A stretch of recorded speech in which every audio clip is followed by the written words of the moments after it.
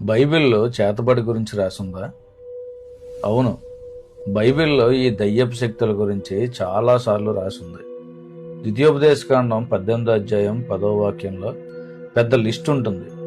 అవేంటంటే, తన కుమారునైనను కుమార్తెనైనను అగ్నిగుండం దాటించువాడినైనను, శకునము చెప్పు సోదిగాడినైనను, మేఘ శకునములను చెప్పువాడినైనను, సర్పశకునములను గూర్చి చెప్పువాడినైనను, చిల్లంగివానినైనను, మాంత్రికునినైనను, ఇంద్రజాలకునినైనను, కర్ణపిశాచిని అడుగువానినైనను, దయ్యముల యొద్ద విచారణ చేయవాడైనను సరే అని ఇలా పెద్ద లిస్ట్ చెప్పి ఇశ్రాయేలీల దేశంలో వీళ్ళ ఉండకూడదు అని దేవుడు చెప్తారు.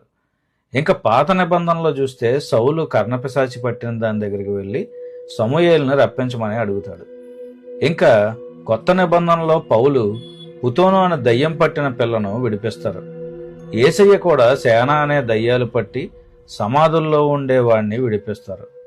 వీటన్నిటిని బట్టి చూస్తే దయ్యాలు ఉన్నాయి, ఇంకా వాటిని అదుపు చేసే విచ్ క్రాఫ్ట్స్ కూడా ఉన్నాయి.